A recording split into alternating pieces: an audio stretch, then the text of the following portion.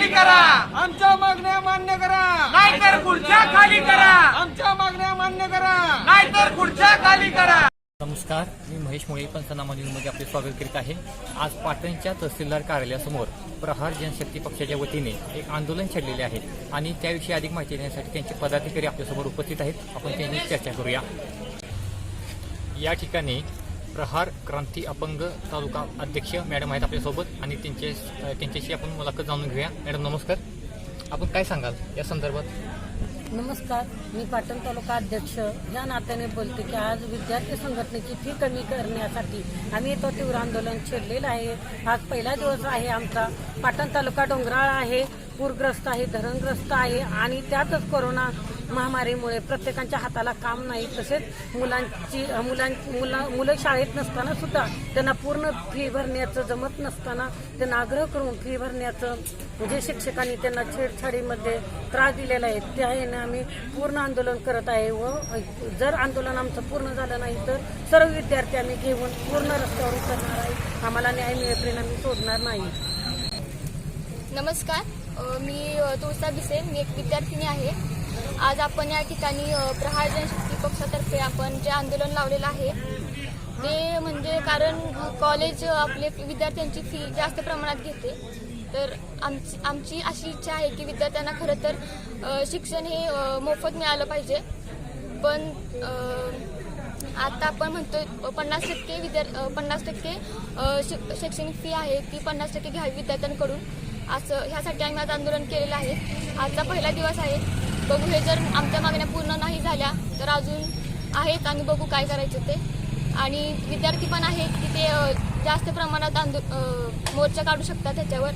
तर याकडे प्रशासनाने लक्ष द्यावं अशी आमची विनंती आहे. आपल्यासोबत भरत कुराडे सामाजिक कार्यकर्ते पाटण तालुक्यातले आहेत आणि त्यांच्याशी आपण चर्चा करूया. सर नमस्कार, आपण काय सांगाल? नमस्कार, आज इथे प्रहार संघटनेच्या वतीनं जे आंदोलन घेण्यात आलेलं आहे ते अतिशय आंदोलन चांगलं आहे. आणि दुसरी गोष्ट, या पाटण तालुक्यातील विद्यार्थ्यांच्यासाठी हे आंदोलन अतिशय महत्त्वाचं आहे. विद्यार्थ्यांची होणारी लूट ही थांबवण्यासाठी जे शुभमजी उबाळे यांनी हे आंदोलन चालू ठेवलेलं आहे हे चांगलं काम आहे. या कामासाठी, या आंदोलनासाठी विद्यार्थ्यांनी या आंदोलनामध्ये सहभाग घेतला पाहिजे भरपूर प्रमाणात.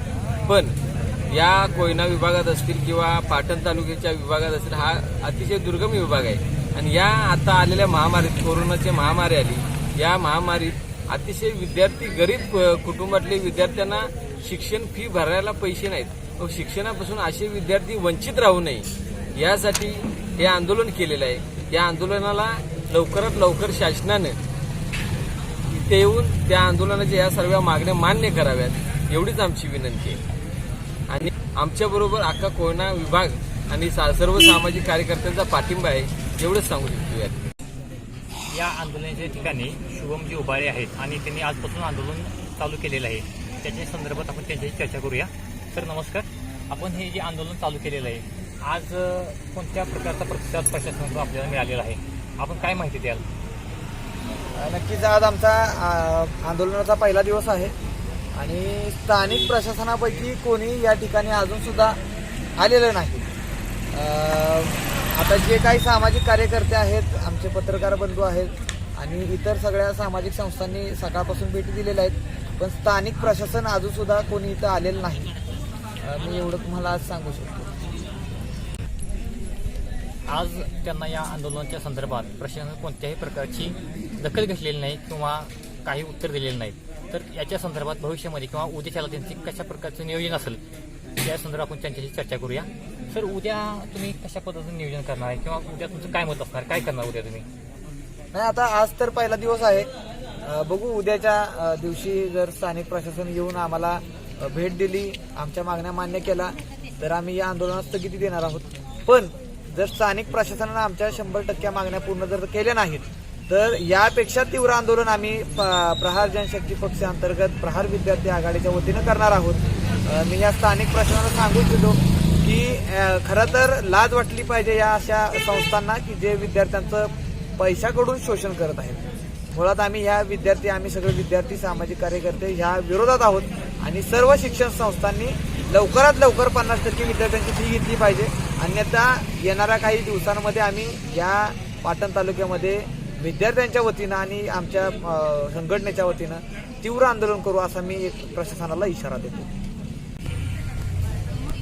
त्याचबरोबर मला असं सांगायचं आहे की या पाटण तालुक्यामध्ये विद्यार्थ्यांचं पैशाच्या बाबतीमध्ये कुठलीही शिक्षण संस्था जर शोषण करत असेल तर त्या शिक्षण संस्थेवरती वेळ प्रसंगी गुन्हा दाखल करायची आमची ताकद आहे आणि आम्ही गुन्हे दाखल केल्याशिवाय राहणार नाही, एवढंही मला या निमित्तानं सांगायचं आहे.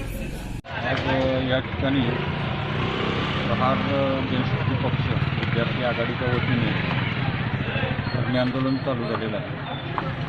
धरणे आंदोलन करण्यामागची कारणं जी आहेत, बाळासाहेब देसाई कॉलेज यांनी जे भरमसाठ फी गोळा केलेली आहे वेगवेगळ्या नावाखाली, अक्षरशः असं लक्षात येते की विद्यार्थ्यांची फसवणूक करून कशाच्याही नावाखाली पैसे गोळा केलेले आहेत.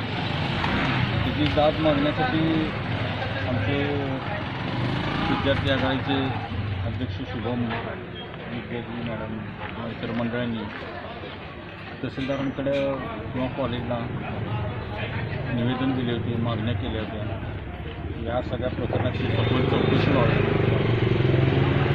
फीच्या नावाखाली जी विद्यार्थ्यांची पिळवणूक चालवली आहे, त्यांच्या आईवडिलांची पिळवणूक चालवली आहे. कोरोनाचा काळ आहे, लोकांना हाताला काम नाही, धंदा नाही, पैसे मिळवण्याचं साधन नाही. अशा परिस्थितीत अशी वेगवेगळ्या नावाखाली फीज गोळा करायचं चाललेलं आहे. तर ताबडतोब थांबवलं पाहिजे. ह्या विद्यालयाची पूर्णपणे चौकशी व्हावी आणि जिथं विद्यार्थ्यांची फसवणूक झालेली आहे त्या ठिकाणी त्यांच्यावर कारवाई होऊन गुन्हे दाखल व्हावेत अशी आमची प्रहार जनशक्ती पक्षाच्या वतीनं मागणी आहे.